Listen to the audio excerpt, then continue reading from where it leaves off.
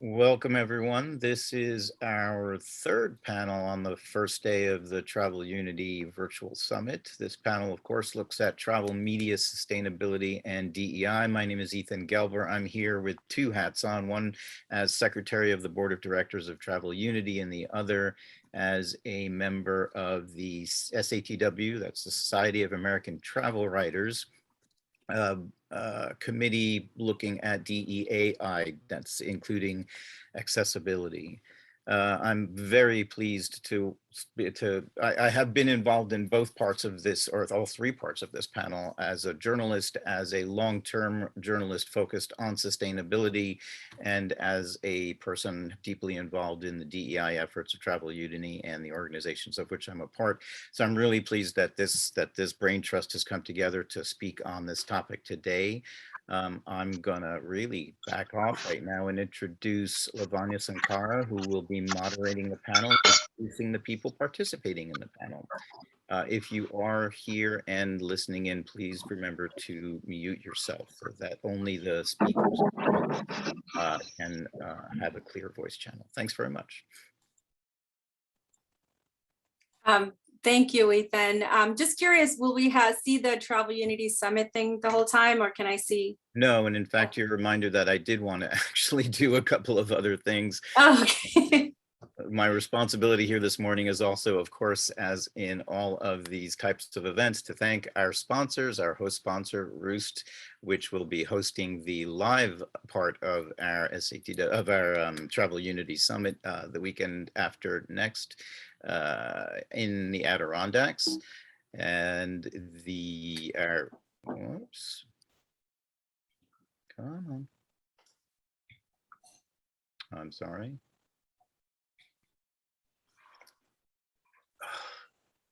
Pardon me, I keep clicking on the wrong thing on my screen because I've got only a small laptop and it is stopping me from going where I want to go.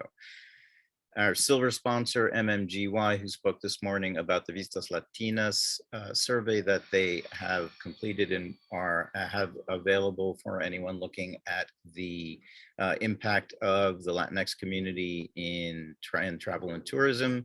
Our bronze sponsors, Amazing Thailand and Tour Cayuga, and then a host of other sponsors and partners who have been instrumental in bringing us together today and over the course of the next couple of weekends, both virtually and in person.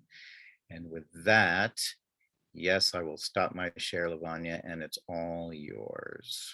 Great. Well, thank you everyone for joining us today for the Travel Media, Sustainability, and DEI panel.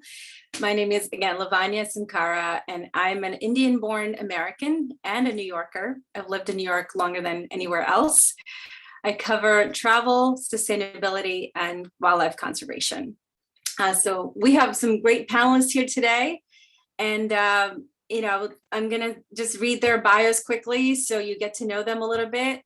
And if you have any questions, be sure to put them in the chat, and Ethan is going to monitor the chat and give me the questions at the end so we could do a Q&A. So I'll start with Lily Girma. She's a Skift's global tourism reporter. Lily, if you can wave, I guess you're in the front. So she's a former attorney who ditched the office, which I think is a great idea, for the road in 2008 and headed to Jamaica, where she began a second career as an award-winning travel journalist, photographer, and storyteller focused on sustainable tourism and the Caribbean region. In 2020, Forbes magazine featured her as one of 15 Black travel writers to read now. Lily's writing and photography have appeared in a variety of travel media and news outlets, including BBC, CNN, Washington Post, Afar, Travel and Leisure, Condé Nast, among others. Her appearance in interviews as a tourism expert have ranged from CNN Quest Means Business to Canada CBC News, National Geographic Traveler, and the Washington Post. Born in Ethiopia, raised in the Ivory Coast, and with an education that spans 3 continents, Lily's cross-cultural journey shapes her global perspective and defines her work, in which you'll find a passion for diversity and responsible immersive travel as a tool for development and growth. She's currently based between Maryland and the Dominican Republic. I think she's currently in the Dominican Republic. So the next is Naureen. Naureen Kazi is a vice president at Turner, an integrated communications agency specializing in travel and lifestyle brands, where she leads the agency's bilingual Miami team, as well as the travel trade division, and co-chairs the agency's DEI committee. As an executive leader at the firm, Naureen is responsible for guiding strategic planning and development of key client programs and integrated campaigns. Her work has led to award-winning campaigns for a variety of hospitality brands, in addition to short and long-haul destinations. Naureen sits on the board for Millennials in Travel, is a member of USTOA's Associate Member Advisory Committee, and is on the steering committee for the organization's DMO Forum. As part of her personal passion for the industry, she's a founding member of ME Ecuador, a newly launched collaborative that prioritizes pathways to visibility for Indigenous communities, artisans, and artists amongst travelers, travel advisors, and travel providers. As it expands into other countries in Central and South America, the collaborative offers micro-entrepreneurs and emerging tourism destinations opportunities for membership, as well as the tools needed to succeed as part of the tourism equation. Naureen has a bachelor's degree in journalism and mass communications from Kansas State University and was born and raised in Mexico City and is fluent in 6 languages, which is awesome. Next, we have Kelley Louise, who's a travel entrepreneur and storyteller and passionate about storytelling and sustainability. She's the founder of the nonprofit Impact Travel Alliance, the world's largest community for socially and eco-conscious travelers. She's also the head of content marketing at Fora Travel. Kelley is currently serving as one of 30 global leaders on the World Economic Forum's Global Futures Council on Sustainable Travel and as an advisor to the Future of Tourism Coalition. She has presented at the UN, MMGY's Vail Summit, and Women's Travel Fest, and has been interviewed by press, including the New York Times, Fast Company, Nat Geo Travel, CNN, Sustainable Brands, Forbes, and more. She's the recipient of an award as an outstanding woman in hospitality from Women in Travel and Tourism International, and has been noted as one of the top 100 female founders by Travel Massive. Kelley has a bachelor's degree in media and culture from the New School. I went there too for my writing, and is based in Brooklyn, New York. George Stone is our 4th panelist, is an executive editor and vice president of National Geographic Travel. An editor and writer for more than 25 years, George directs National Geographic's travel media strategy across platforms and drives the publication of content that helps readers experience the world with an ethic of conservation. Nominated 3 times and won once for the National Magazine Award, George leads the development of storytelling that sparks curiosity and adventure, extends the National Geographic message to new audiences, and serves a global community of travelers who care about the planet. With a mission to inspire the wanderlust in everyone, National Geographic reaches audiences of every age around the world and counts nearly 500 million followers on social media. So now that the introductions are over, let's get the fun started. We have a great discussion ahead. As you know, this is a discussion about travel and the intersection of diversity and sustainability. So in a broader sense, sustainability, sustainable travel, is supposed to benefit destination communities, reduce travel social burden, and protect the destination's natural resources in the sense of place. So for each of you, I want to know, what does sustainable travel mean to you? And you can take turns, you can go any which way you want, but whoever wants to start first, you can go. And at some point, I will ask specifically some of the panelists, but this is a broader question, so feel free to share your thoughts. Lily, you want to go first? Okay. Gosh, sustainable travel to me is remembering that I am one of few immensely privileged people in the world who can actually travel to places for leisure And having said that, that's sort of my backdrop. And so then I make decisions. When I travel, I plan in a way that is entirely community centered and community led. So my primary question is, where is my money going? And I focus on supporting locally owned experiences that show me what is truly authentic and unique to that place in a way that goes towards preserving the environment and the culture. The most important part for me for sustainable tourism is you're always walking into a context. I mean, tourism doesn't work in a vacuum. So you have to ask yourself, what is the socio-political framing that I'm walking into? What is the tourism industry like, where I'm going?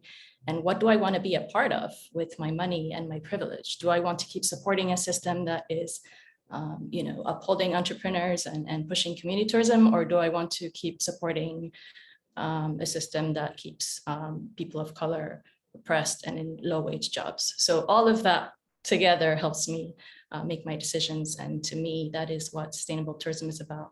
Mm-hmm. Wonderful.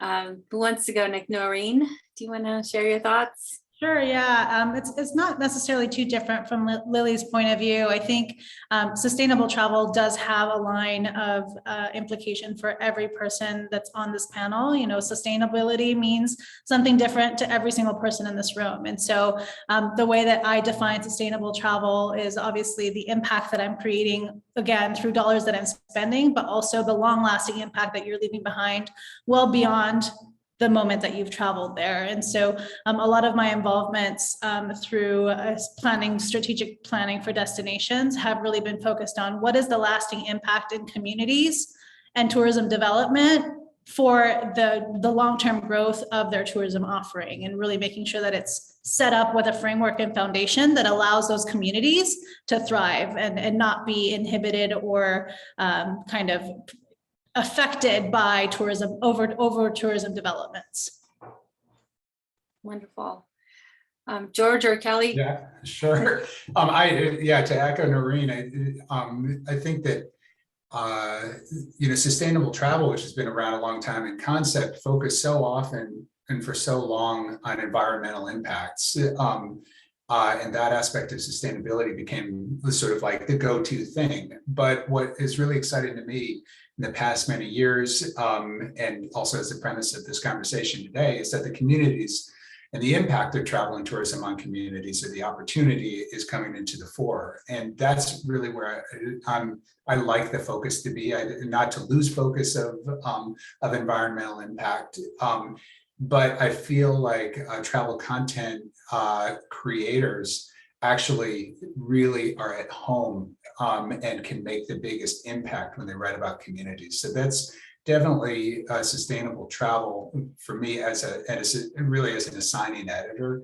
What I love are stories that take into account people, communities, the negative and positive impacts of travel and tourism.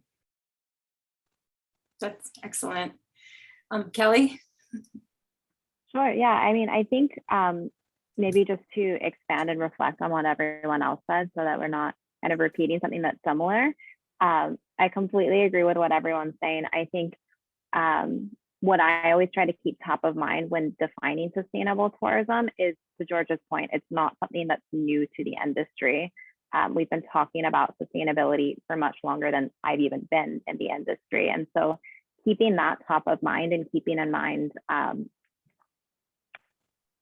how we can take sustainability beyond just these conversations for people who, if you're in this session, you're probably interested in sustainability. So I always like to just, when I'm thinking about defining sustainable tourism, I like to distill it into its simplest definition. So my motive is to protect the environment and empower locals. So thinking about it through that easy, quick, I get it, then that becomes applicable to you, whether you're a tour operator or a DMC, or you're a traveler yourself. And thinking about it through that easier definition makes it much more applicable to what you're doing. And through that lens as well, simplifying it, I think it makes it easier to look at it through a holistic lens. And that's when you start looking at the social benefits, the economic benefits, and also looking at how all of that is connected as well. And I think that holistic side of it is so important. And that's really where you start to see these intersections and see how social justice is climate justice. And you can have a much deeper travel experience when you look at it through that lens. And then also, again, going back to that simple definition, you're supporting locals and protecting the environment. Mm-hmm. So yeah, based off of that, true sustainability, in my opinion, cannot exist without diversity, equity, and inclusion. We'll have responsible and sustainable travel when we can balance the triple bottom line of people, planet, and profit, as you've all stated in your responses. So how do you think the diversity, equity, and inclusion, how is that tied to sustainability?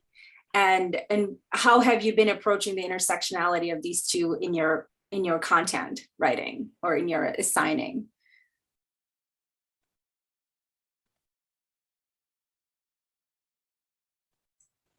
Well, I might step in as, again, I think I speak pretty much as an assigning editor, so I'm in a position where I field a lot of ideas all the time, and then exercise a certain privilege, which is kind of assigning, making assignments, which is editorial judgment. And so the conversation about DEI is absolutely critical for making the best editorial decisions that you think you can make for your audience, which is who we're writing for, but also for that broader kind of journalistic goal of having our writing reflect the world as it actually is, not some sugar-coated kind of travel world, but the world as it is. And so you can't really do that very well without making sure that you're speaking to people, whether they're content creators or stakeholders at places you're writing about, to make sure that you're hearing what's happening out there. And I think the DEI conversation really is crucial right now, because it's saying, okay, travel writing has this interesting history. It really is rooted in privilege, and but that's not necessarily going to define its future. And so how do we take where we are now? How do we work to create the best journalism that reflects how the world is? And often the best storytellers, are going to be people who know truly what's happening at the destination that they're writing about, or have a lived experience as well that they can bring into their article. So, so this is really an important conversation for us that we kind of live every day or every week on the edit team. Mm-hmm. Lily, what about from a writer perspective at Skift? Do you have any feedback? Well, for me, I covered global tourism, and it just really amazes me how a lot of people still don't see DEI and sustainability as just completely interconnected, and you just can't have one without the other. As I think it was Georgia mentioned earlier about social sustainability, the social side, really tells you sort of who the inequities impact the most. And most of the time that's communities of color. Through the pandemic, we saw how devastating it is when tourism dependent economies, particularly in the Caribbean, were hit, and even in Asia, super hard. Now, who was hit hard? Communities of color. Who was the climate crisis hitting the most? Communities of color. So, to have a discussion on sustainability and leave out DI is just, to me, it just doesn't even make sense. So in terms of stories, from the business side, and I joined Skift, I started writing more about the business side of travel. You're looking at everything from, the supply chain for, say, a hotel or a company or a destination, DMO, and, looking at it through a DEI lens to see, well, all of that impacts the experience of the guest as well. So to me, there's just completely interconnected, and we really, even as media, have to begin questioning, publications that are boasting a sustainability approach, and yet, 90% of their writers remain white. The editorial boards remain white. I just don't see how we're progressing if we're not seeing DEI as a key to all of this. To environmental issues, social issues, the inequities that we're seeing that are becoming deeper and deeper, vaccine equity issues, all of that points to DEI in tourism. And tourism has a great opportunity to really step up across the chain, from media to DMOs to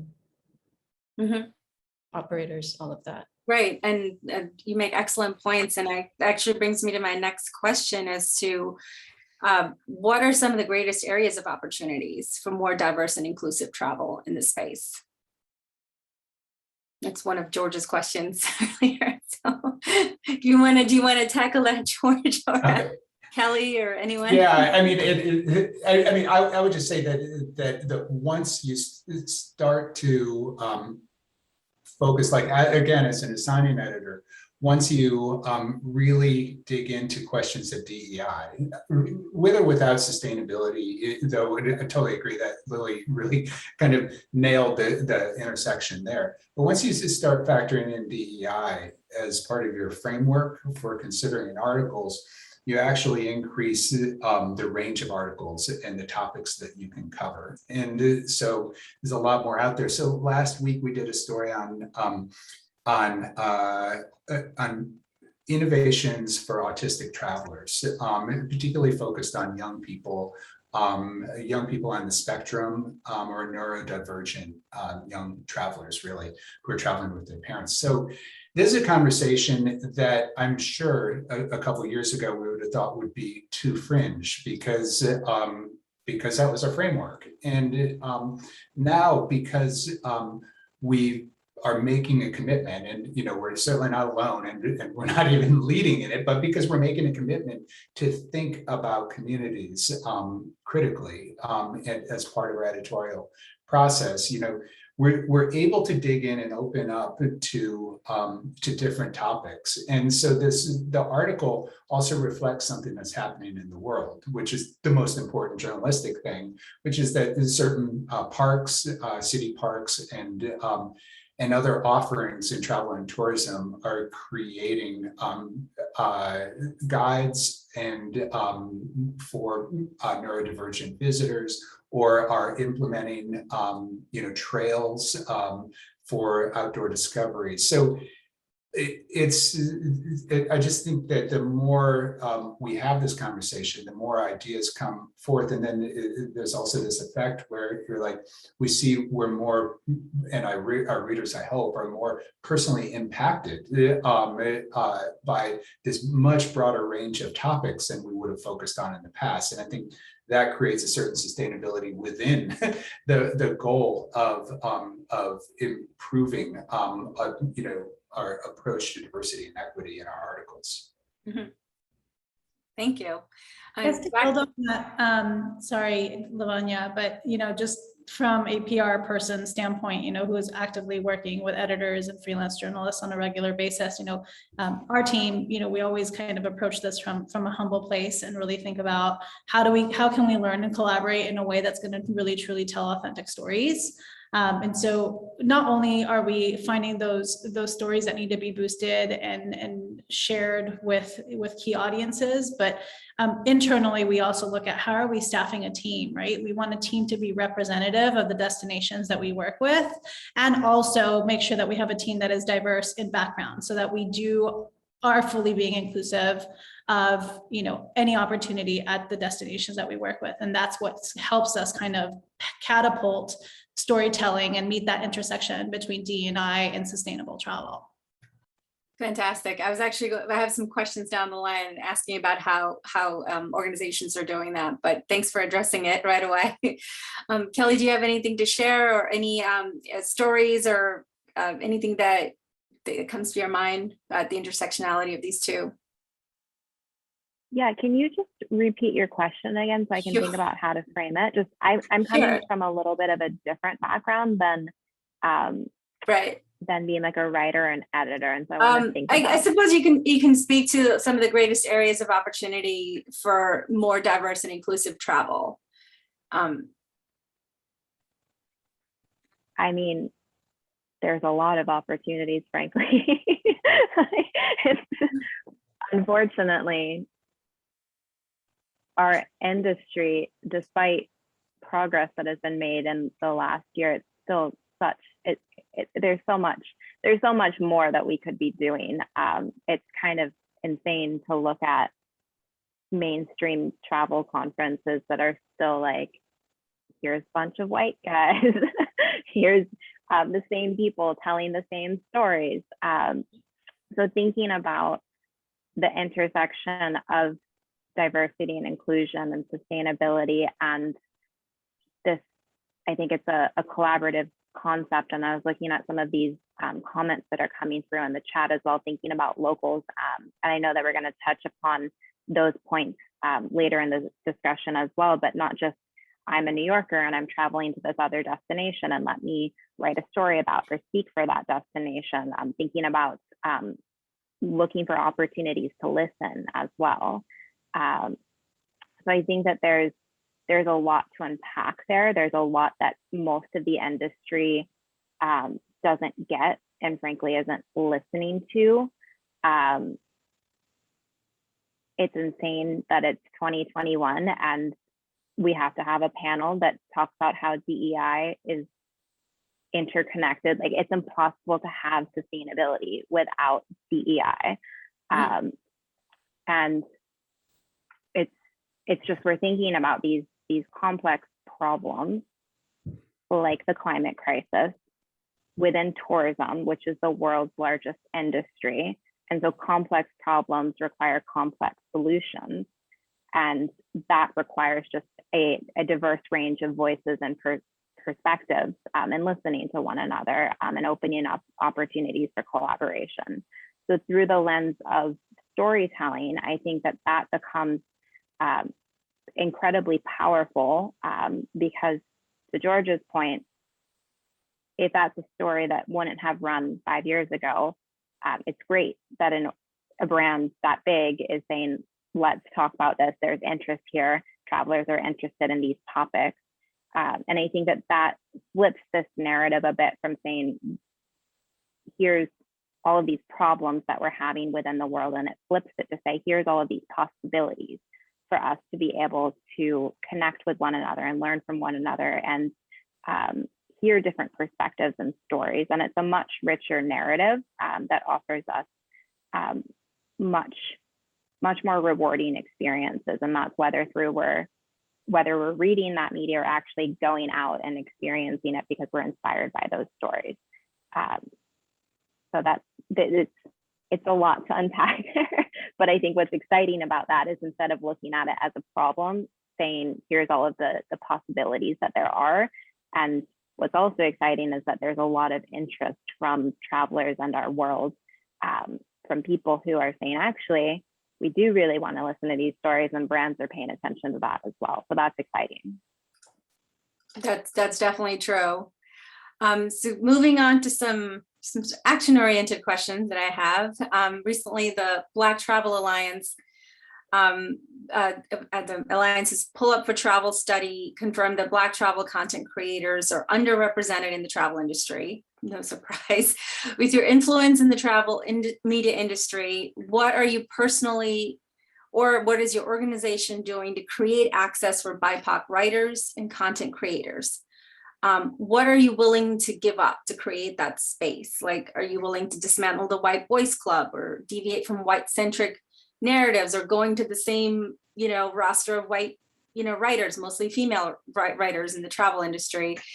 And what do you see, do you see the importance of, having authors that represent diverse backgrounds and experiences?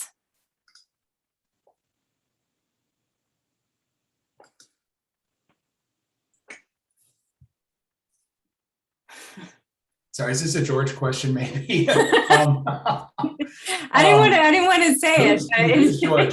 So maybe it's someone else than George can answer. But yeah, I mean, one thing, so our editorial director, Susan Goldberg, had an issue that was essentially, there was maybe 3 or 4 years ago, that that was essentially about racial reckoning, but it led off with a reckoning that was very homegrown, which is about National Geographic and National Geographic's history in covering the world, how National Geographic's covered the world, and who the writers have been. And so it's not pretty. There's some high points that I think are landmark, that actually stand, but there are many others that don't, that really are products of colonial mindset. And one thing though that we pulled out of that, apart from just looking at our history, was deciding how we're going to move forward. And so that led us to look into who we're commissioning for stories, both writers and photographers or anyone, as well as who's on the staff, and we could see how far we had to go. And so we set a goal of 40% contracting, assigning to writers, photographers of color, and we track this. We've made some progress there. I mean, I think we're actually in the travel desk, which is my area, about 35% or something. We're not doing great, but we're inching along. But it does dovetail with the question that someone popped up in the chat as well, which is like, who is best positioned to tell the stories of places? So, is it someone from within with that lived history? Is it someone who brings a sort of objective writerly voice, no matter who they are, to this place? They've come in from the outside. And so those are like the fundamental questions of journalism that all the time. So they're not particularly new, but it's nuanced right now. And crucially important to to increase the diversity of our perspectives, and not just to get better stories, but also to represent the world again, like as it is for an audience, as the audience is, with the questions and the experiences that our audiences have. So I think it's definitely what it comes down to, at least just as a starting point, is being brutally honest with how we've been working, how we can improve, to track and measure that the best we can, and really to not to let up.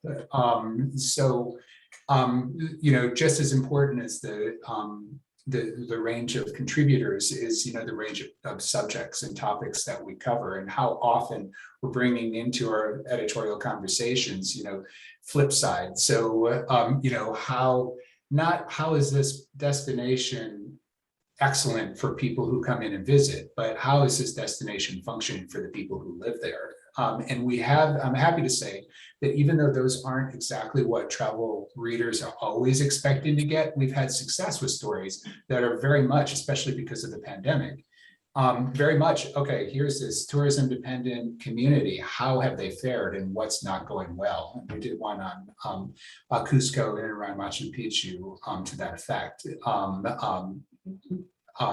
Because not only is that a relevant story, but the pause that the pandemic brought on is this opportunity for destinations then or stakeholders maybe to say, okay, how are we going to come back, and how are we going to be more inclusive when we do. So but what I'm happy to say is, not only were we able to get a local writer, local photographer, lots of good local information, but it was a story about the predicament faced by people who are local.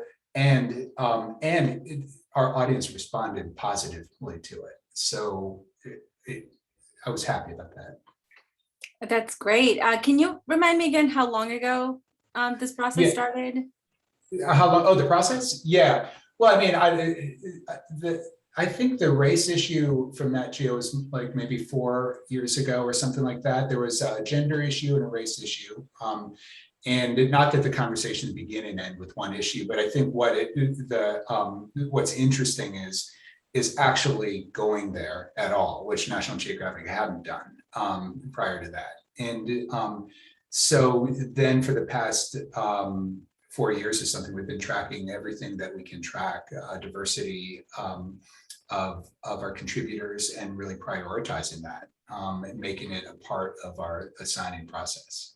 Yeah, I mean, I can attest to that because last year, the editor at the animal section of Nat Geo reached out to me and asked for me to contribute. And I've always wanted to write for Nat Geo. It's a dream. And I've always been qualified, but never, never had the opportunity. So for me to get that and for them to reach out to me. And so I could definitely say that thank you for making the effort. And, it's definitely, it's making a difference. So. Well, thanks. Yeah, I'm glad. I mean, and we do share a database. Sorry, I'm talking too much, but we do share a database, and so we love to have names, and especially names associated with areas of expertise. So, Lily, I wanted to add that Skift has also been on that road in the last year and something, certainly shortly before I came along, of really making an effort to have more diverse writers, reach out and hire even full-time more diverse writers. And I mean, my editor-in-chief in particular has just been relentless in looking for freelancers and different types of voices, bringing different voices to the conversation. And he found me literally just searching and stumbled on me in the Forbes article, and then was very approachable, just called me direct even on the phone to have a conversation, and didn't even know that the position was available. And so I freelanced for them, and then from there it just grew. But to me, it's been so eye-opening to see the impact and the power and the influence that editors have at their publications. And him, just to give you an example, I mean, me being global tourism reporter at Skift brings to the table stories that probably someone else could never have spotted or written about, and that industry leaders need to know. And if we're going to make a change, it's not just on the consumer side, it's super important on the business side of travel. All of these CEOs, as Kelley was saying, remain, all white males. I mean, I was at Skift Global Forum and I just couldn't believe, seeing the world's most valuable travel companies are still being led by one group of people is really just, how did we get here?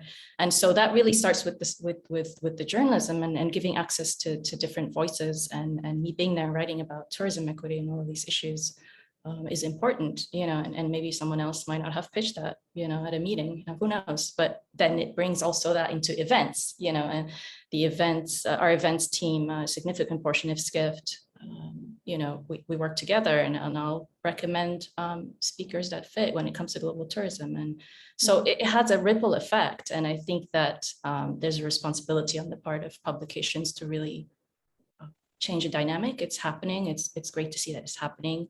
I still think that on the consumer side and even on the business side, it's still too slow. Yes. Yeah, I mean, this relates to my next question, but I wanted to just share a little bit of story. I mean, I was my last day in Africa, in East Africa. I was like, I have all these stories and I want to pitch them, but like, I had this dread over me. I was like, most of the editors I know are white females. Like, are they going to accept my pitches? And it's just like, when will it change? That's real talk. Yeah, seriously, there are things that are so critical to tourism, and it's just, they'll just look at it and they just won't identify with it. And that is a huge problem. We don't have to all see the same thing. We're not going to. We have different life experiences, different backgrounds, different heritage. And, tourism is all about that. It's about heritage. It's about different viewpoints. So, exactly. So fingers crossed, but hopefully hopefully in the near future, things will change and there will be more diverse boards and editorial teams. And I guess my next question is, you see the importance of diversifying homogenous boards and editorial teams. Lavanya, before you move on, there was a question asked in a back channel that's very relevant to this in terms of expanding and understanding of where the where the pain points are and where the narrows can be widened. Question was asked, how are stories when written not biased by the hosts of the destinations that receive you as well? This is before you even get to the editors, pitching to editors and publication. How are they not biased by the hosts of the destinations that receive you? For example, DMCs or boards of tourism that invite you to write something specific in the destination that they manage. So anyway. Right. And I mean, I could answer to that, but also I'm thinking Naureen could probably say something to that effect. But I mean, as a writer personally, like when I get a press trip invitation or when I'm thinking about a trip, I look at the itinerary and be like, where are they taking me and what are we doing? And so doing that extra research really helps.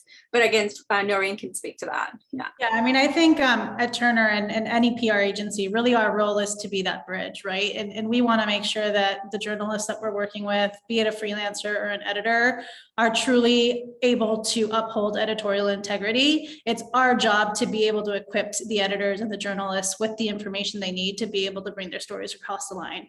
There is a balancing act, of course, when you're working with a destination tourism board to really expose writers to what's maybe coming, what developments are there, but there's always an opportunity to be able to tell and elevate a story.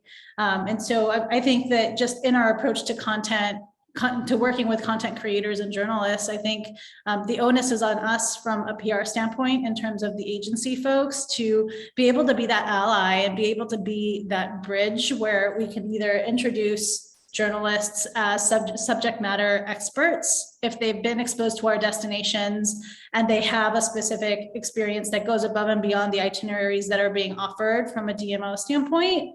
And being able to be that match. We have conversations with editors on the daily, and we can also help kind of be that driving force to help diversify the editorial that's coming out at various publications across the travel and lifestyle space. Great. And I also think, you know, the onus is on the PR as well as also the writers too. Be like, who do I get to interview? Who do I get to meet?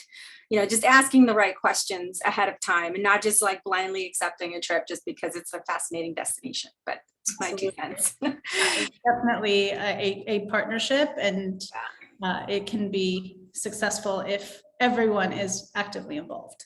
Yes. Moving on to, so what advice do you have for BIPOC content creators who are just starting out, trying to get their foot in the door? You know, there's all these systemic race barriers in place, you know, and also the fact that like travel journalism requires some level of privilege, you know, the fact that, you know, a lot of publications say, oh, we don't want trips and, you know, we only want no press trips, this, that. So there's all these barriers. And also like lower paid stories. So how have you taken any steps, or do you have any recommendations for writers who are just starting out, who are non-white and who want to make it in this industry?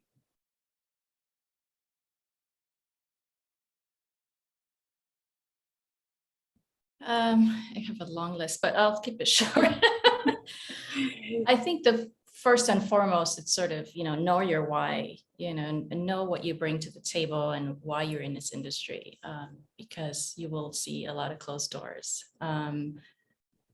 Well, things might have improved, you know, now it's much better than it was when I started. But I think that the key really is to reach out to folks like you who are already in the industry. There's some really great groups that have formed since the pandemic. You know, you can find out who the members are, but there are groups like Society of Black Travel Journalists, which formed, you know, over the pandemic, and Travel is Better in Color.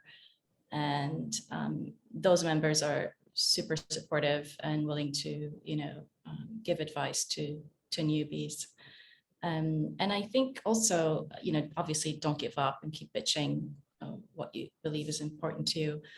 And, you know, hold publications accountable.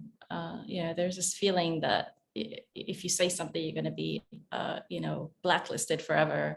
And it's not true. I think that it's possible to give feedback to people without being nasty about it. You know, you can be respectful and just directly approach an editor-in-chief and just say, you know, I think that you're lacking diversity in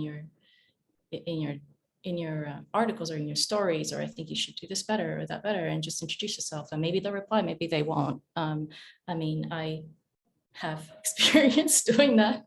I did that, I think, like last year or something, and before moving on to Skift. And every single one of them almost responded to me and was receptive and wanted to just talk, you know. So I think that too often we just think, oh, well, that's just the way it is, and it's going to be hard. And well, you got to use all the tools you have, and that includes being direct and approaching people, especially in this climate where everyone's, you know, so pro DEI. So yeah. That's really good advice, and I agree with you with being a part of a group or an organization really does help. Having that support system really does help. And also, I really appreciate what Lily said, is that you know, reaching out and making those connections, even if they feel corny. Someone, you know, it's part of the fact of marketing yourself. But Lindsay, Dana said, offered a chat side note that's really important. It's like she said that even to know about a database of diverse writers seems like a barrier to diverse writers. It's actually true.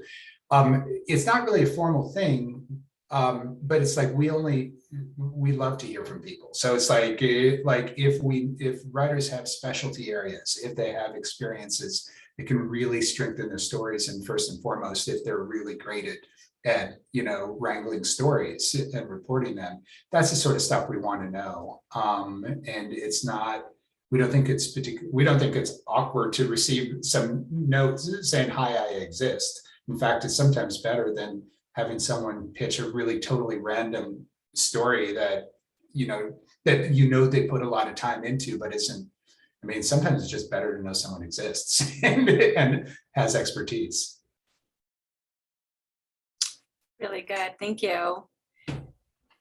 Moving on to some of the editorial process and how the question came from a friend of mine who was actually don't want to name the publication, but she said they heavily edited her work, and which typically doesn't get edited for other publications.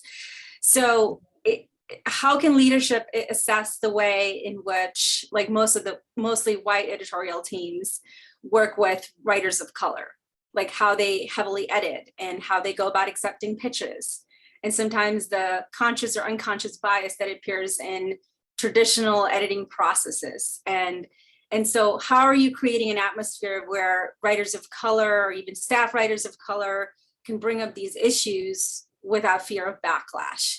And I know Lily mentioned just being direct and asking, but sometimes a lot of writers, so like, oh, if I say something now, they'll never work with me again. You know, I'll lose this opportunity, I'll burn this bridge, you know. So, I mean, a lot of the time, you know, it has to come from the editorial side, like the change, but I guess organizational level, what can companies do or publications do to kind of maybe give training or something to editors? I don't know, any suggestions? I think maybe to like back this up a bit and even like talk about when we were talking about the Black Travel Alliance and the Pull Up for Travel campaign, what that did that was so significant was asking organizations to track their metrics and really say, like, we know we aren't perfect. The industry is not perfect, but here's where we are, and here's how we can have a bird's eye view and really look at it from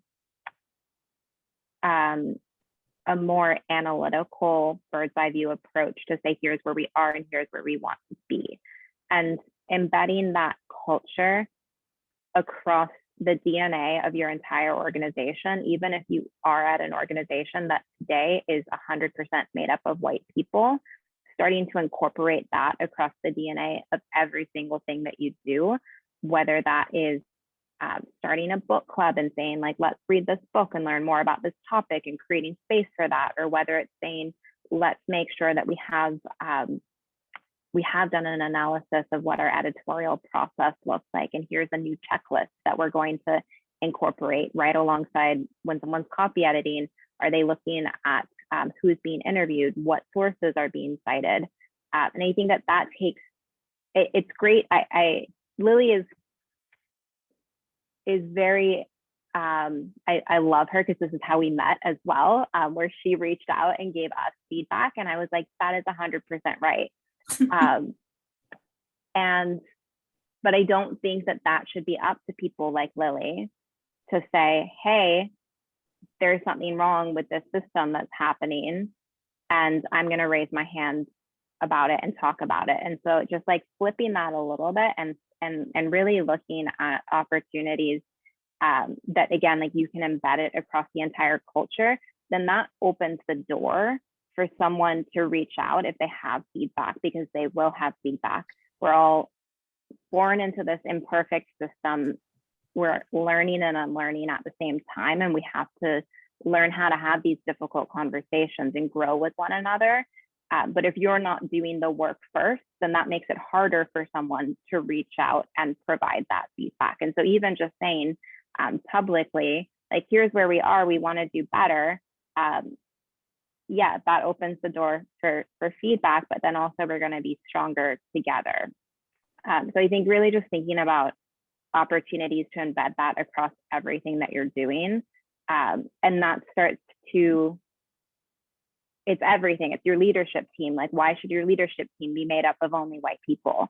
So if someone lands on your website and they're looking at it and they see only white people, like, that has got to feel incredibly daunting and challenging. I speak as a female, and I can look at a bunch of men up on a stage and I can speak candidly about that. But it's also like, if that's the challenge that you're looking at and you're saying, I'm the different one, why should you have to raise your hands and say, like, this is right, like, let me provide feedback. So looking for opportunities there to create a safe and inclusive space that fosters opportunities for us to grow together is so crucial across every single thing that we're doing.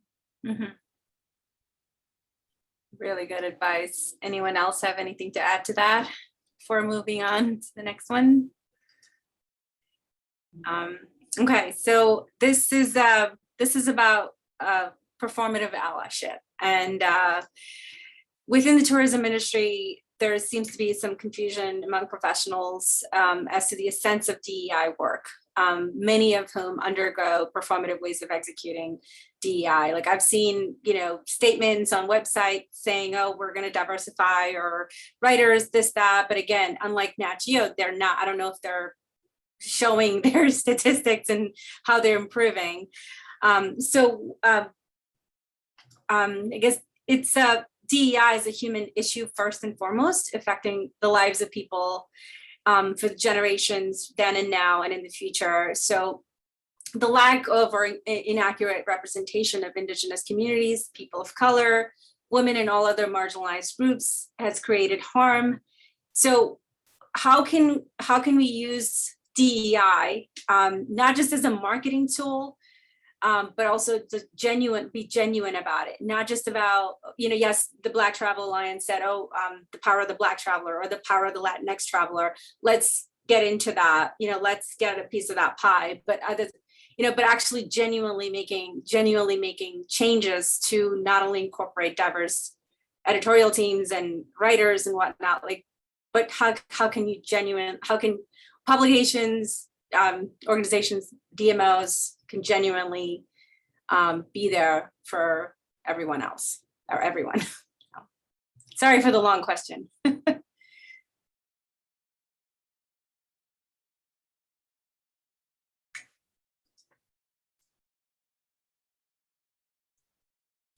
I don't know if this is a totally connected, but one of the struggles we have in diversifying our contributors is really dealing with a long-standing systemic racism that actually limits in many different ways people's ability to develop talents that are their own. And so like one example, and I'm sure it makes sense, is that for bigger Nat Geo stories, not necessarily travel stories, we need mountain climbers who are amazing photographers, And then, truly, like people who are deep undersea. It affects also, then in certain cases, you need to be a mountain climber who's an amazing photographer who has some high level degree in some bioscience or something like that. You're dealing with, in order for us to diversify that set, it's not just our effort to commit to that, but it's got to be a much broader, it's not just performative, it's got to be a much broader, socially based commitment to diversify everything, so that younger people coming up through systems, women in STEM, for instance, BIPOC, also in sciences or in other fields that have actually, I think, somewhat been closed, photojournalism, mountain photojournalism or something like that. It's like, the struggle is so broad, and it takes these kinds of conversations really to root out areas where there really are massive barriers. And so we can kind of work with certain barriers, and a lot of the chats have kind of called those out, and we can do better with those. But I think also it's about raising the voice and saying, look, there are these big limits, big barriers that stop talented people even from entering spaces to become storytellers to begin with. And then at the same time, people who do struggle and then they find themselves in the field, working for not much, like that. That's somewhat closer to where we can make an impact, but all of it matters, and all of it does limit the kinds of storytellers we can work with and the stories eventually that we can tell. Can I add something? And hopefully it goes to this question. But for an industry, we're incredibly fragmented. We don't reach out to others in the tourism industry. Is huge. We're talking about multiple sectors. We're talking about all sorts of creators, influencers around the planet, of all backgrounds. But for some reason, there's always this sort of, well, it's so hard to find someone who's this, that, and is, African-American or of this heritage or Native American and whatnot. And it's because we don't have a network that reaches far enough beyond our immediate circles, and so, it's a really powerful industry, but yet we're so fragmented and we're not talking to each other. We have been talking to each other more, certainly since the pandemic, but I think there's so much more, even outside of our industry, experts we could reach out to, and those people know people, and it's never going to be enough to have a database of, all these 15 writers of color, that we know of, because then what happens is they become tokens, and you're using the same people over and over. But why not look also outside of our industry and to the people we know outside of our industry? And I just think that we need to be more united as an industry, and we're just incredibly fragmented. And also, we are here on this side in the Western quote unquote world talking about sustainability and DEI and whatnot. And on the other side of the world, someone mentioned this in the chat, and I think it's totally true. They have other concerns, like they're not even having this conversation. They're talking about, getting their jobs or putting food on the table after over a year, of crisis, vaccine resistant. I mean, there's so many problems and inequities. And DMOs in the Caribbean, for example, they might say sustainability, but they have major issues, including funding their own tourism boards, which a few months ago there was a study that showed that they lacked so much funding to conduct their day-to-days. And so we got to keep all of that in mind. We're not in a bubble here. We live in a world that is connected, but yet we keep saying, well, I'm going to give you an example. There was a press trip, I think just before the pandemic, that was to an island in the Caribbean, and they wanted divers. You had to be a diver, and the person running the press trip was like, so it became an all-white press trip. And I mean, to me, that was just like unbelievable that you could have a trip to Caribbean and every content creator is white. But the excuse was, well, we don't know any divers of color, like, or Black people don't dive or something like that. And I mean, it's really silly. It sounds silly, right? But this is the level that we're at, and we just need to do much better. And that means you've got to knock down every door that you know, even people that are outside of tourism, to make those connections and to broaden your own personal circle, to include more diverse voices, which will eventually trickle into your professional life. So yeah, I think it's still very, honestly, there's a lot of good work being done, but I think that 90% of it is performative. I mean, at Skift, we get so many like pitches and stuff about people, sustainability and diversity efforts, and we're constantly just dissecting, and then we find out it's just not for real. So it's a problem. I don't really have the answer, but I think that accountability is huge here. And like Black Travel Alliance, just asking for those metrics, and looking at the data. The data never lies in terms of who's making the effort or not, and who's really going beyond the basics. I think to expand on that, it's not just about doing something once, it's about coming back to it again and again and again. And so using the Black Travel Alliance as an example, with Impact Travel Alliance, with the Pull Up for Travel campaign, we reported those metrics, and then we reported them again a year later. And so it's like looking at not just like where you are on Juneteenth 2020, like where are you a year from there? How can you take that and look back? It's the same way that we set goals as an organization.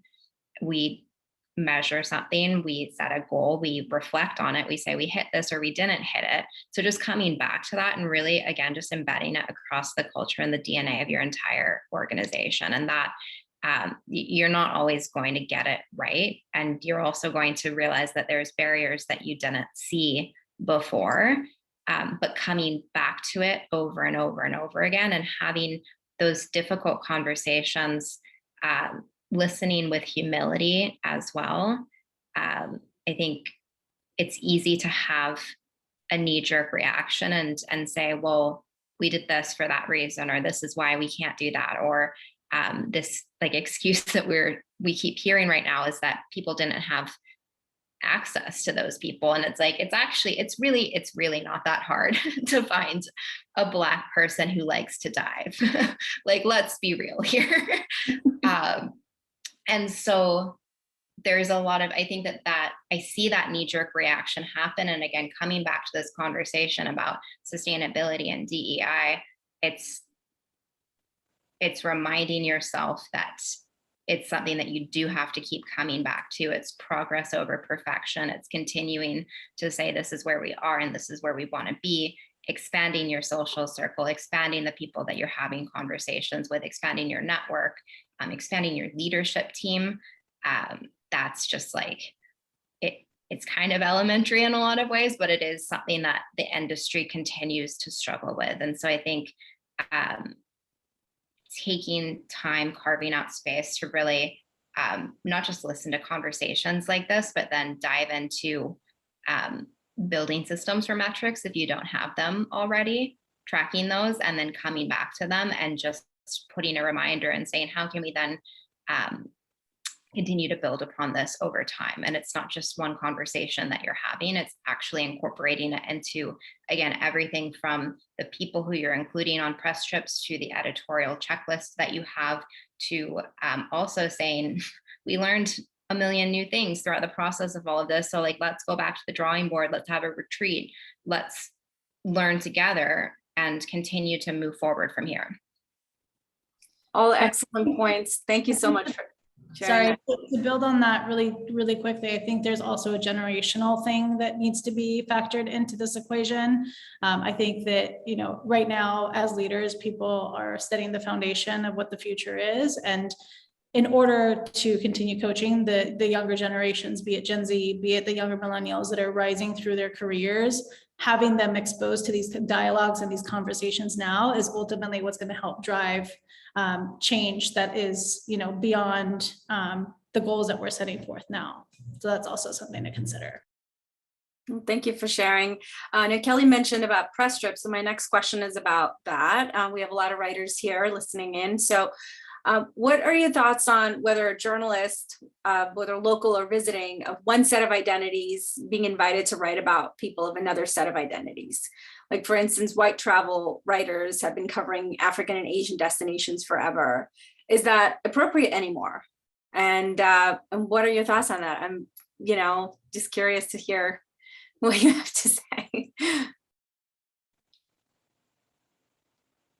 I think it depends on which article and what day you ask me, and I'll have a different opinion.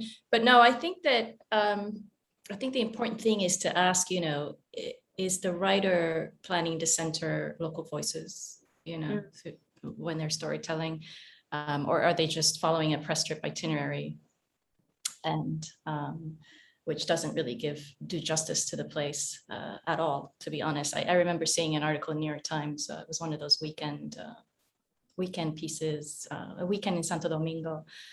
And just looking at the article, I could tell that it was a press trip itinerary. I mean, I just know all the places that the tourism board sends people to.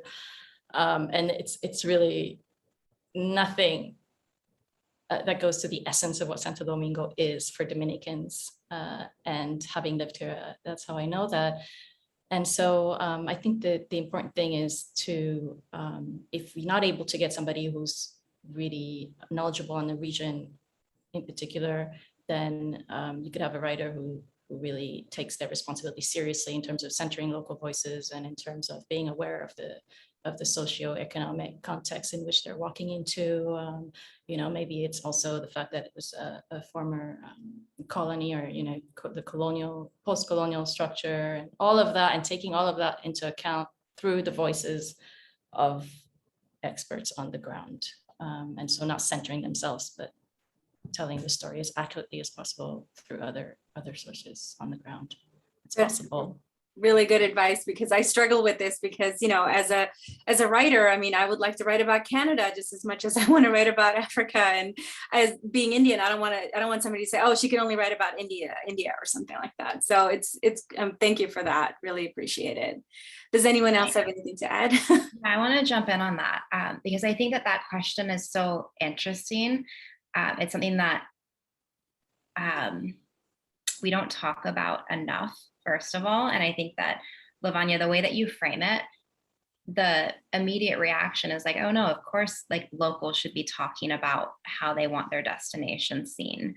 But the flip side of that to your earlier question is, what are we willing to give up? If you're a travel writer and you're visiting somewhere, does that mean that you can't speak about that destination? And so I think it's not about one or the other. It's this spirit of collaboration and saying you're each going to see it from different eyes. And so you're going to have, if I'm creating content, for example, on New York City, I'm a local here in New York City, that's going to be from one viewpoint, as opposed to if I go to the DR, for example. And I think that that's opening up doors to think about it through the lens of what Lily's talking about. It would be me reaching out and saying, what are the best spots? What are the coolest ways to experience the DR? Looking for that local insight, working with tourism boards and PR companies that are able to help kind of bridge that gap, and thinking about where is the value alignment there. And so it's that humility again that you're taking when you're visiting a destination and really wanting to do it justice for the experience that you were privileged enough to have. And I do want to share a really quick story. So I actually just got back from a press trip yesterday, and we organized it in partnership with Visit Britain. And we went to London and Glasgow. And to take a step back maybe, so Impact Travel Alliance, we're a global community, and we have local chapters around the world. And we also have a media network, which is an alliance of content creators who are passionate about sustainable travel. And so this press trip, organized in partnership with Visit Britain, we sent over 4 influencers who came with us. And on one of our nights, we did a meetup for our ITA community as well. And we had one of our press trip members, Tamika, from Tamika Talks, or Life in Pumps is the name of her blog. And she connected with Ella from the Black Explorer. And they were chatting, and Ella is based in London. Tamika is based in Philly. And so it was really cool to be able to have them connect through that press trip experience. I think it's rare that we have press trips where you actually get to meet locals and just interact with them and hang out with them. So it was really cool to be able to have that space where they were able to connect. And I have to give a lot of props to Visit Britain as well, because Tamika and Ella started chatting, and Ella was giving her all of these local recommendations for opportunities to visit Black-owned businesses and really experience Black cultural history in London. And we had incorporated parts of that throughout our itinerary, but it was just completely different coming from a local perspective.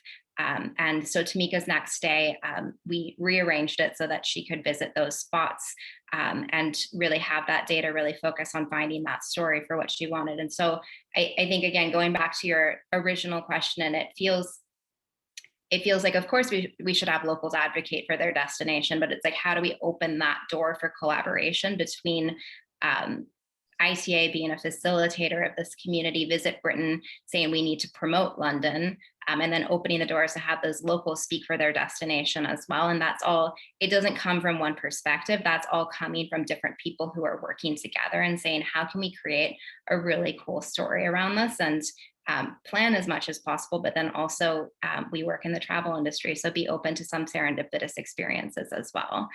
So I thought that was just a really cool, it was cool to witness, and it was cool to hear about, and I'm really excited to see her story and how it comes to life. And I think that it's opportunities like that we just have to open doors for and foster those connections and collaboration, and ultimately that leads to more interesting stories. Wonderful. Thank you for sharing the story. If no one else has anything to add to that, maybe Ethan, you can, oh, Lily, do you have something? Sorry, I just really quickly, I want to say sure. that we, on the flip side of the harm that's been done by flying in travel writers, it's had real impact. I mean, even in destinations, low to middle income destinations, where they're used to seeing white writers come in and write for big publications, and when that's been done for so long, somebody like me comes along, who's also a travel writer, but isn't considered as important because they're used to seeing the white face writing for big headlines. And even when I have an assignment for a big publication, especially in the Caribbean region, there's this sort of pushback.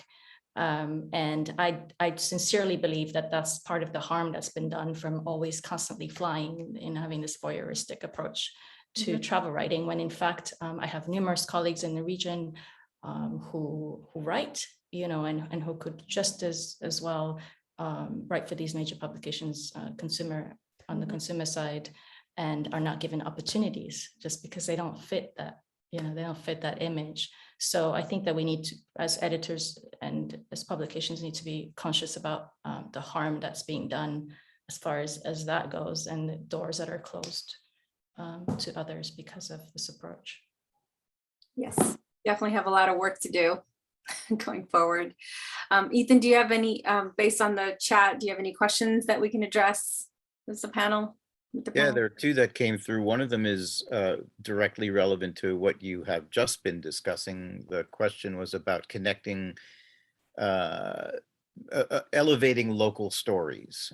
Whether, I know, Lily, you've brought up the power of the voice of local content creators, but there are also the local stories that don't have content creators attached to them. And maybe, Naureen, this is something that you can speak to as well. What role do publications, do destinations, do PR companies have in searching for stories that are untold without people who can tell them, so that they can be elevated in the right kind of way? I can jump in from a DMO perspective, because we do kind of have strategic thinking and do come up with narratives and help our counsel clients on the stories that should be told that aren't being told in our communities. An example that I'll just share, we work with the state of South Carolina, and so there is this preserved history in the Gullah Geechee culture that before our team was on board was a story or a community whose story had not been widely told. And over the last 3-4 years, we have really been working very closely with the South Carolina team and the journalists that we're bringing into the destination to be able to tell the story of this culture that we're trying to preserve and really showcase their life and how their culture is thriving. And so I think that that's kind of one piece of the PR puzzle that we help bridge with writers, be it BIPOC or or writers that are not of BIPOC descent. Really trying to find those nuggets of stories that are not being told.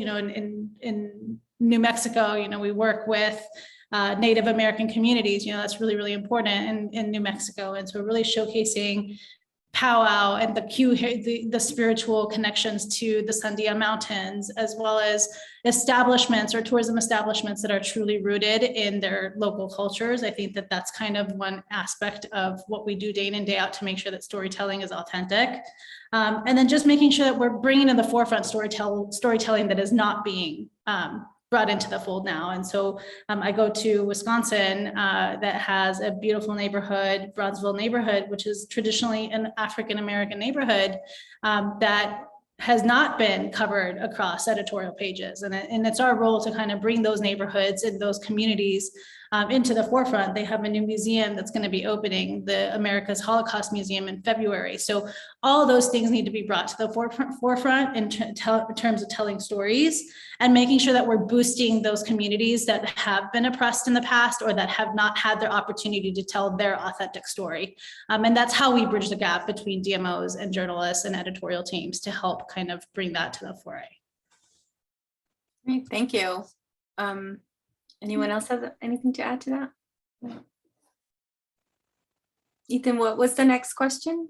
Next question, probably for George and Lily, since it speaks specifically to publications, about allowing comments on digital articles, specifically on pieces that focus on DEI.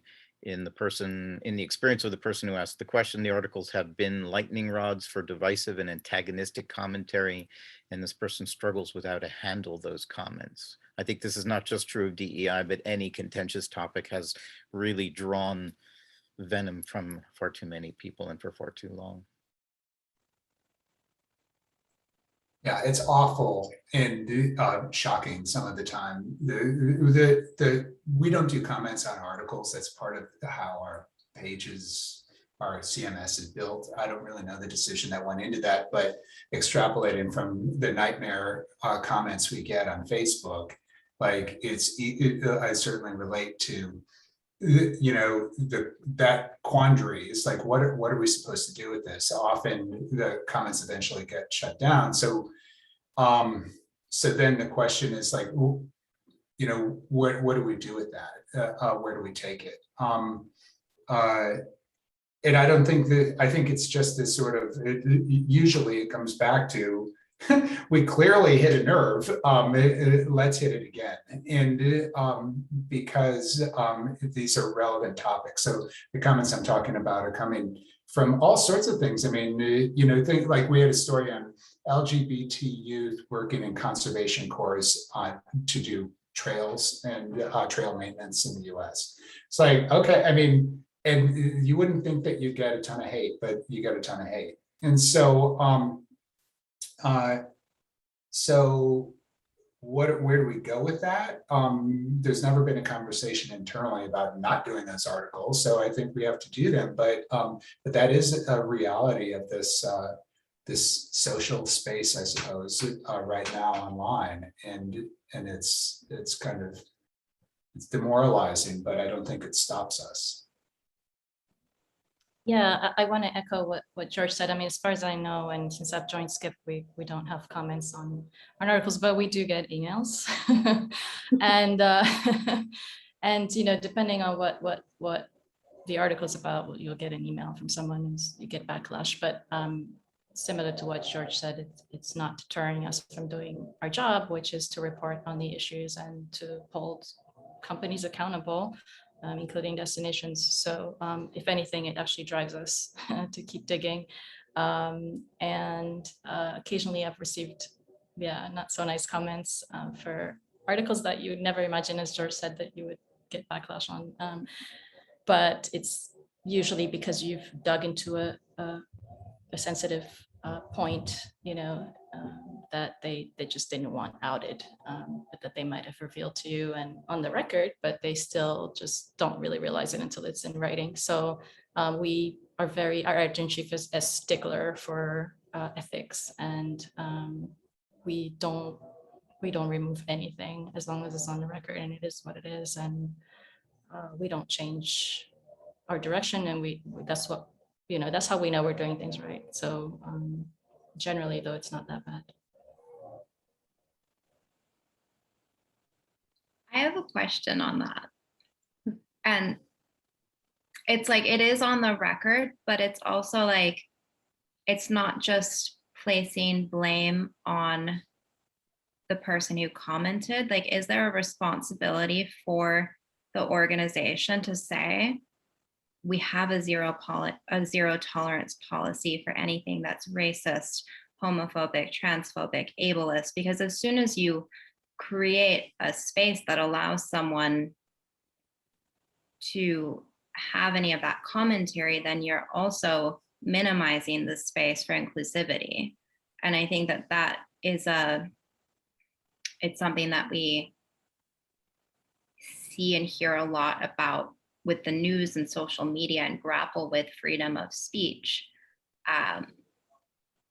And so this is, we could have an hour-long conversation just on this topic, but is it the responsibility of an organization just to say we have a zero tolerance policy and delete those comments? It's like we're getting rid of statues. Like what parts of our history are we just saying, well, that's part of our history, so we'll leave it, and so that's like a little bit more of a rhetorical question. But I think that as we, again, grapple with the fact that we were born into a society that is deeply flawed, how do we say, here's where we are today, and here's where we want to move forward, and here's the things that we're going to change? And does that include censorship of comments? Well, we definitely have I think it's a really relevant question, and I love the way you framed it too. I mean, what are you creating space for? And what signals are you sending by permitting certain, hateful conversations? Anyway, there is a kind of security protocol. Nat Geo is part of Disney, and there's this somewhat elaborate thing where comments will get shut down, and then threats will get investigated by a security team. And then in some cases, then the writer, photographer, whoever will be folded into this if those threats are, seem to be real or escalating. So but that's only one aspect of what you talked about. But that is, I do think that companies are taking it more and more seriously, I hope. But the idea of managing that social space for conversation is definitely a really hard one for publications. And Any other questions? Sorry, yeah, there was one final comment going back to what Kelley asked, especially since ITA serves as a channel for regular travelers, whatever that means, is how can readership, how can the traveling community engage with publications in a meaningful way? How can we cut through the noise? I mean, I'm kind of guessing from the question here, which was a little confused, but how can we cut through the noise to find and engage with people who are interested in traveling, are looking to extract information from experts, are looking to discover something about a destination that they want to visit? Is there, in this flawed community in which we live, is there a way, is there a path forward for destinations and for publications to do this?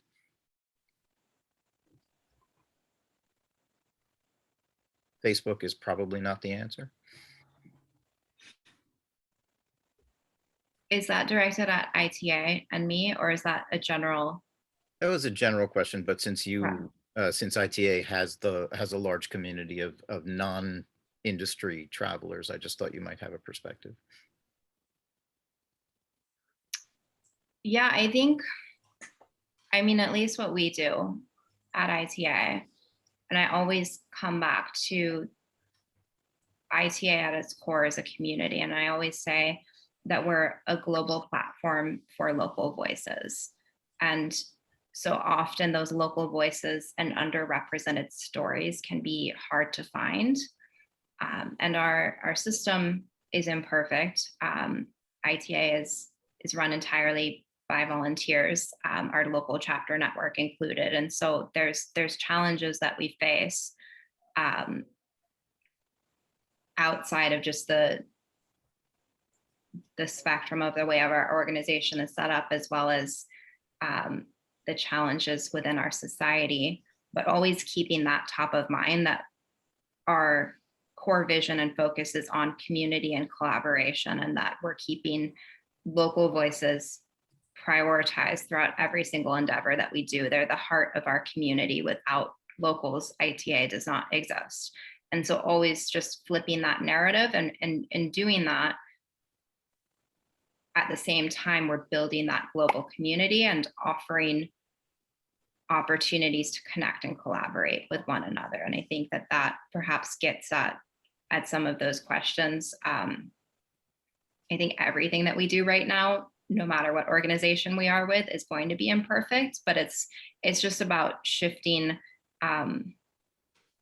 critically thinking about the way that we've traditionally done things, and shifting ways to prioritize local voices at the forefront of everything that we do. And in doing that, those conversations lead to ripple effects, whether that's for a traveler to connect. I'm thinking about, for example, we did a session on voluntourism, and it was an online event. Pippa Biddle wrote a book on voluntourism, and we did a book launch with her, and it was moderated by a local in Nairobi, Kenya, who's also one of our Julia alum. She's one of our media network members as well. And so just connecting those dots and saying, if we're talking about voluntourism, which is usually centered around conversations in Africa, shouldn't we be including an African perspective in that conversation? So I don't know if that gets at exactly the question, Ethan, but I think it's, as a traveler, if you're seeking out those stories, it's looking for the organizations that are going deeper than the traditional narratives, and also recognizing that it's an imperfect system as well. We're all kind of moving forward and learning and unlearning. And so you do have to do a little bit of extra work. I wish you didn't. I wish it was easier to go out and just find these stories and connect with people. But at the flip side of that, it's also exciting that this is a new undertaking that a lot of the industry is taking on, and it opens up a lot of doors for possibility. That's great. And those are the questions, Lavanya. Thank you. So before we leave, I just have one final question. What do you, I guess, what do you envision in the next 5 years, things changing? What kind of things do you envision, or do you want to happen in the DEI and sustainability realm? I just saw it just before this conversation that the US issued its first passport with an X for a gender marker. So, yes. Which is nice. So, I mean, I think that these conversations are really critical. And so now we're a small community talking about very specific things, but every community needs to be having these conversations for them to bubble up. And I don't think you see movement like that one with the passport without people making a commitment to carry forth the conversations and make ideas, related to that a part of their absolute everyday outlook. And the one thing with the travel community that's nice is, like, if there's a community that should be poised to challenge their own biases, it presumably would be people who are spending money to leave their country and their home to go explore the world and see what the world is really like. So we are kind of, at least as a publication, ideally serving curious, open audience that wants to follow our lead here. So that's the opportunity, but we just can't sleep on it. We have to remember to make these DEI conversations and also very specific goals. Storytellers, hiring, commissioning, and representing a key part of our journalism.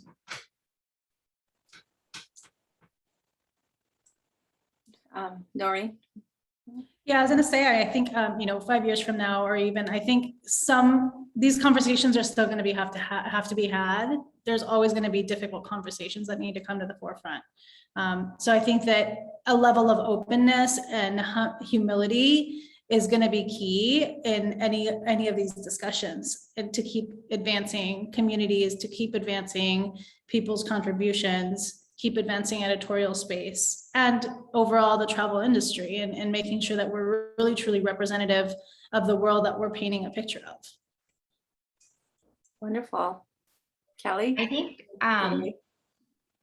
think kind of where we started this conversation, like defining sustainable tourism and talking about how it's related to DEI, wouldn't it be cool if instead of saying, how are these things related, if people could just accept that and say, what are we going to do with this? And how do we move forward? Like the people on this panel or the people in this session shouldn't have to sit there and go out to other organizations and say until we're blue in our face that social justice is climate justice. And those two things are impossible to tackle without talking. You can't talk about one without having the other. And so moving beyond this conversation of what are those things and actually saying, how can we actually take action, do something about those things in a way that's much faster than what we're doing right now. Our planet is burning, people are dying.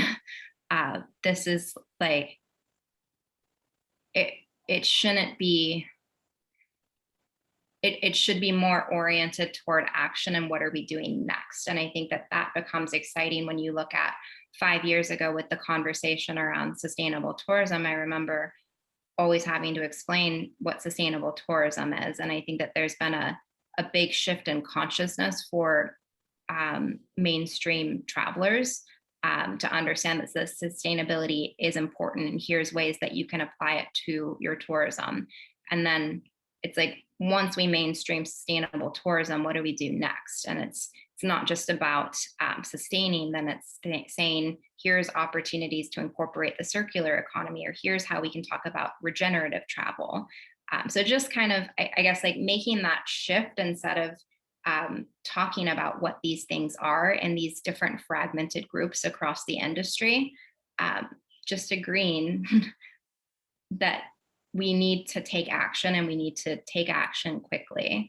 And that there's a lot of opportunity behind that to look beyond the next, beyond just mainstreaming sustainability. It's like, what's next? And I think that would be really, I don't know if it's a 5-year goal, but that to me, I think is what I always come back to, is thinking about not just opportunities to incorporate it into small parts of the industry, but just saying, we agree that this is important. Let's work together and take action behind it. And how can we move beyond that by mainstreaming all of these components? Great. Lily, do you want any final thoughts?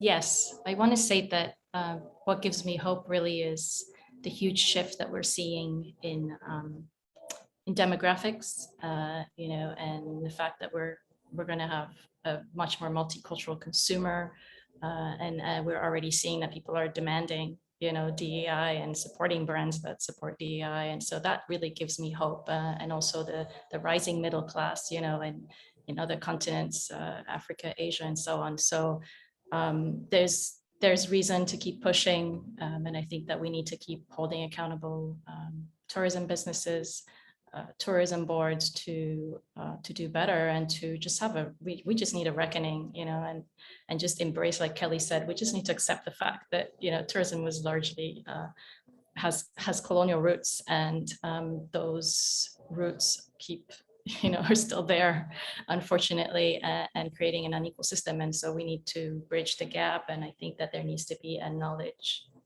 there needs to be much more knowledge for the consumer about the business side of tourism to make better decisions. So I hope to see more of that moving forward. Well, thank you all for your wonderful insights and for a great conversation. Ethan, do you have anything to add at the end, or are we good with the time and everything? We're good with the time. Actually, Ronnie, if you're there, I'm going to push this to you to introduce the next session. Sure. So the next session is about tourism and communities. We have folks from the DMO world. So in some of this is going to be a continuation of our DEI in action session that preceded this one. But some of the questions that came up and topics that came up in the chat about workforce that we didn't necessarily address as much in this media focus session, we will be addressing. And really, the point of this is, how does the tourism landscape work with those local communities as they move forward? So hope to see you at that session. You've got a good 20 minutes to do stuff for that. Thank you, everybody. Thank you, Lavanya, for the excellent moderation. Naureen, Lily, George, Kelley, spectacular information, wisdom, sagacity. Let's keep this front burner, and progress has been made and will continue to be made if all of us are in the kitchen and keep cooking. Thanks very much. Thank you Thank so you. much. Thank Bye. you. Bye, everybody. Bye. Thank you.